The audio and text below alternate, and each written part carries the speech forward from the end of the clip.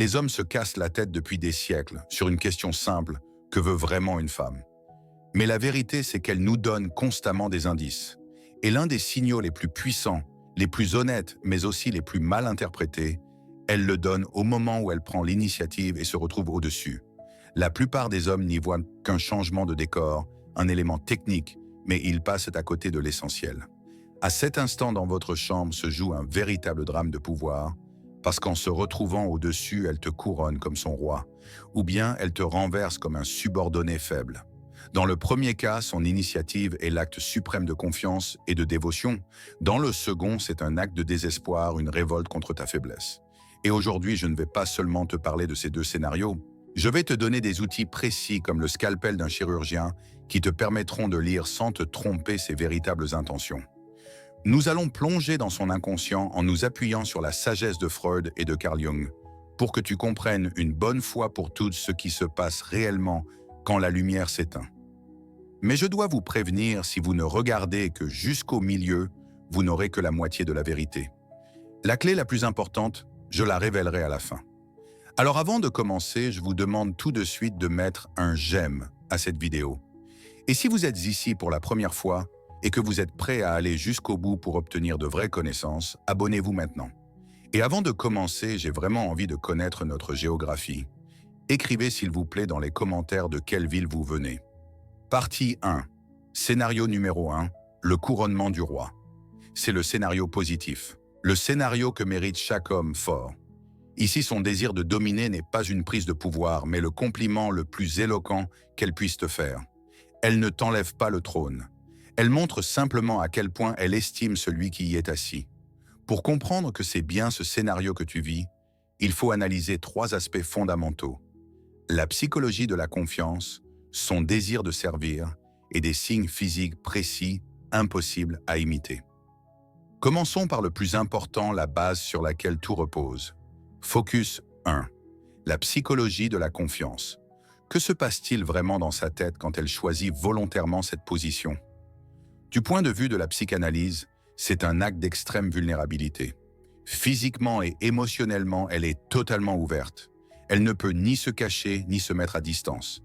Elle s'expose littéralement.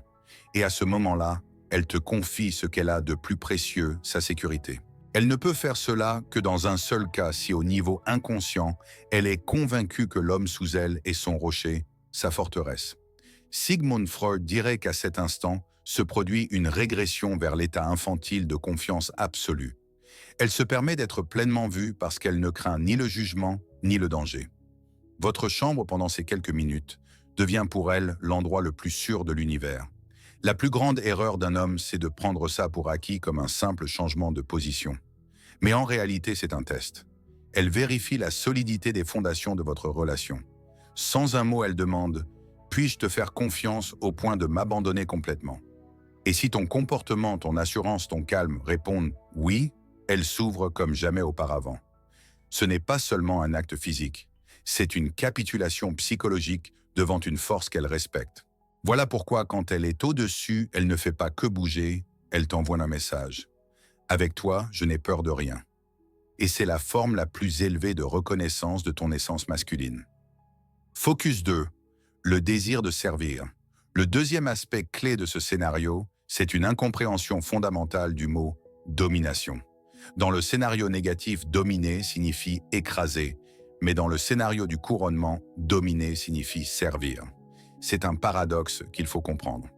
En prenant le rôle de meneuse, elle prend aussi toute la responsabilité du processus, le rythme, la profondeur, l'harmonie globale.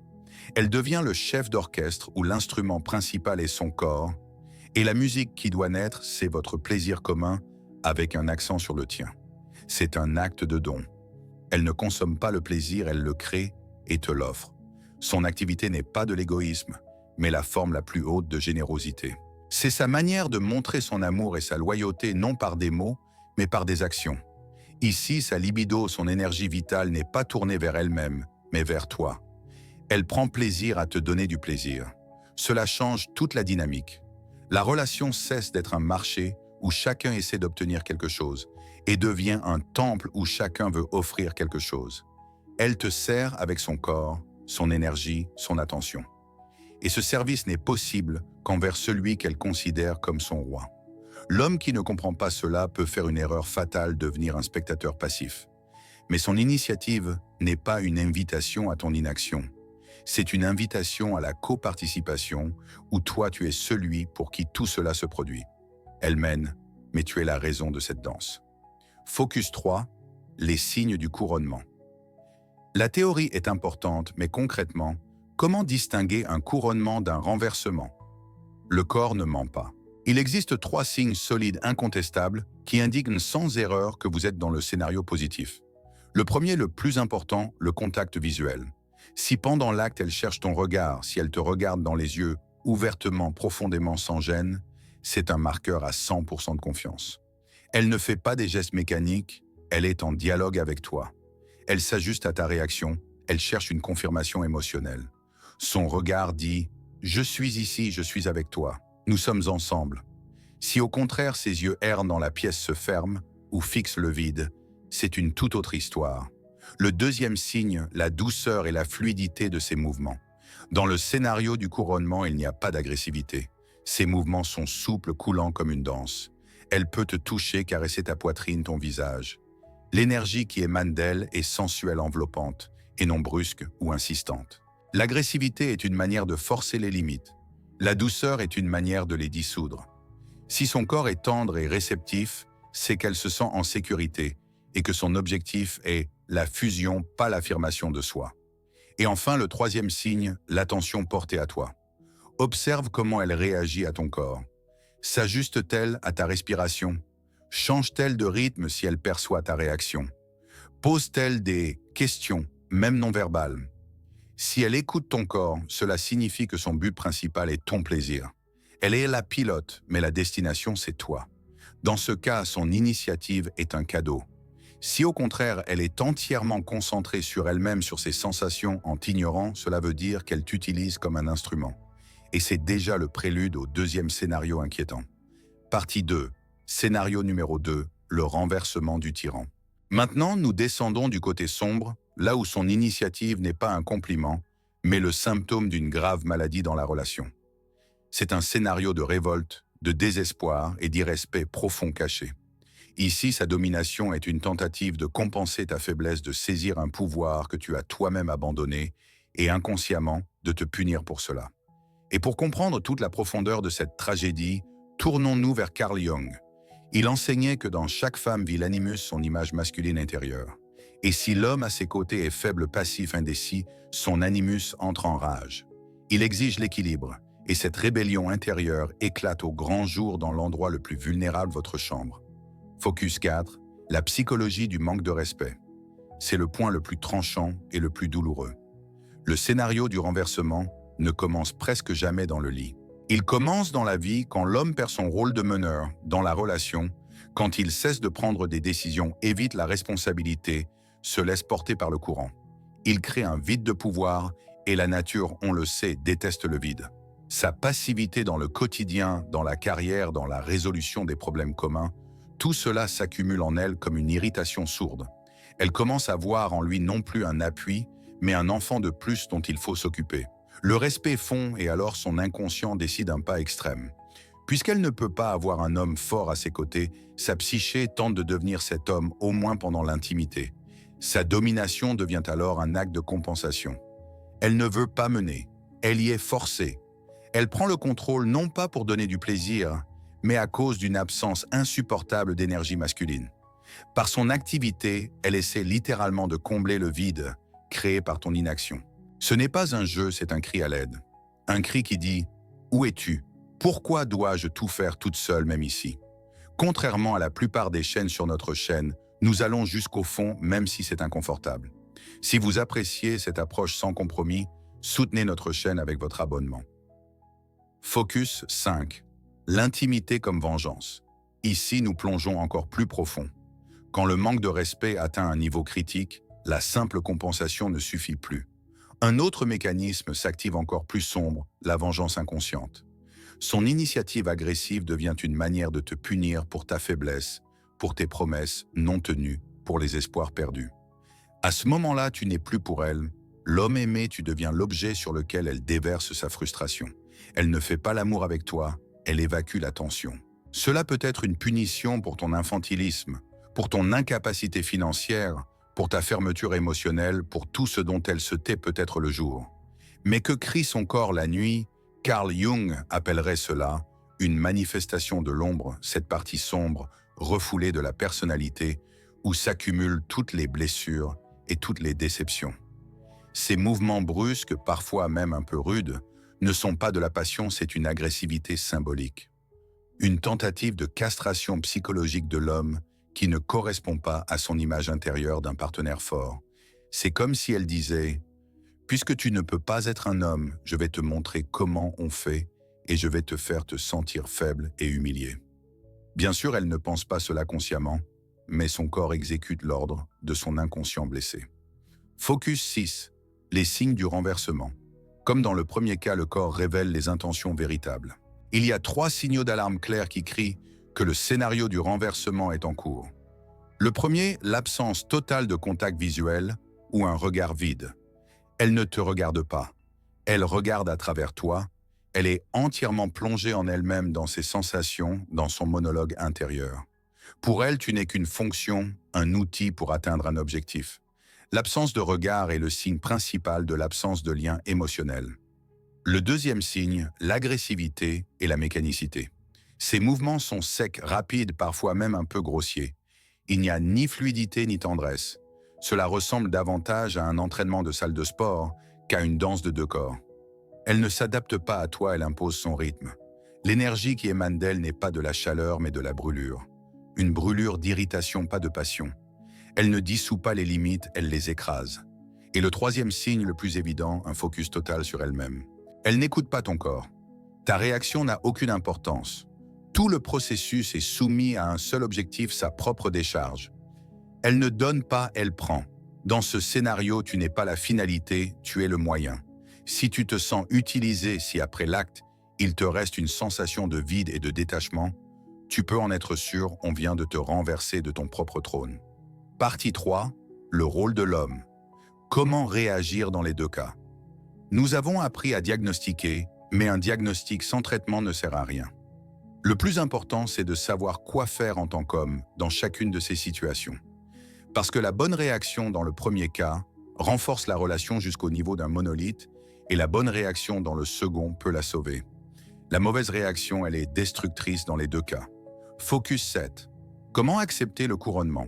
Quand tu as compris que tu es face à un acte de confiance et de dévotion au plus haut niveau, la pire chose que tu puisses faire, c'est de devenir une bûche passive.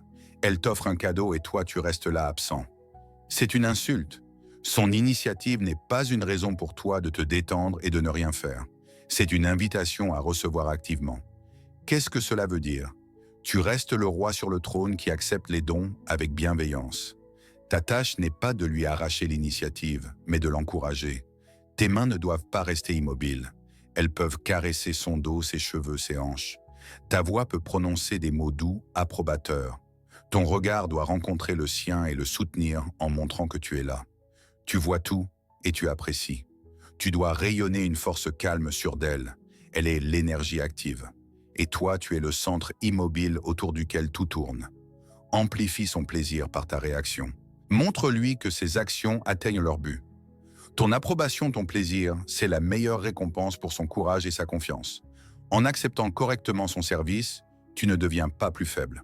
Au contraire, tu affirmes ton rôle de leader si fort qu'il peut permettre à sa femme de mener en sachant qu'elle le fait pour lui. Focus 8. Comment arrêter le renversement? Là, c'est le sommet de l'art du comportement masculin.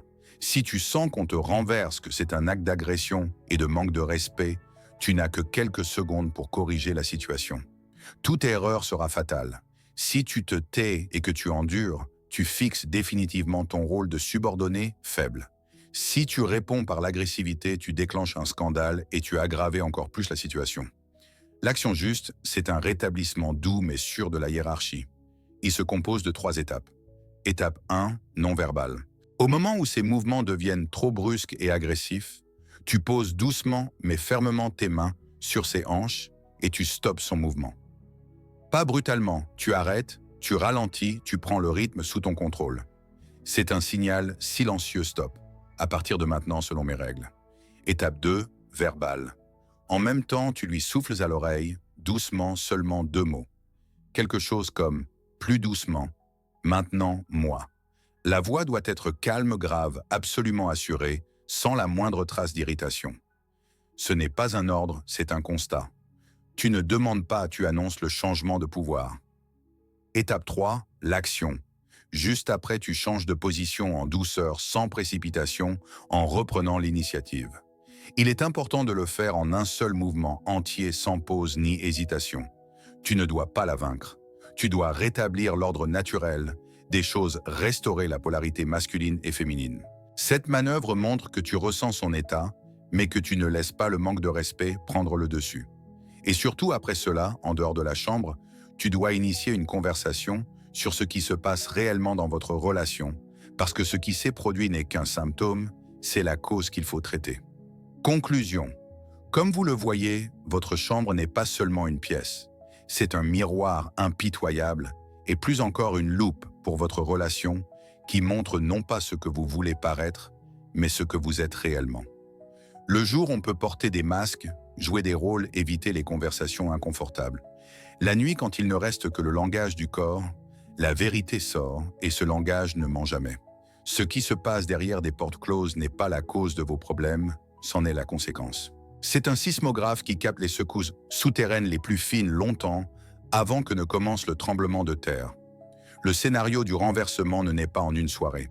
Il mûrit des mois, voire des années, à partir de centaines de petites concessions de promesses non tenues d'évitement de la responsabilité et du consentement silencieux de l'homme à perdre son rôle de meneur. Son agressivité au lit n'est que l'accord final le plus sonore dans une longue symphonie de ton recul. Et maintenant, avec cette connaissance, vous êtes à un carrefour. Un chemin est celui du couronnement, un chemin où l'homme sentant la confiance de la femme devient encore plus fort et où elle sentant sa force lui fait encore plus confiance. C'est une spirale ascendante qui mène à la création non pas seulement d'un couple, mais d'une union indestructible. Le second chemin est celui du renversement.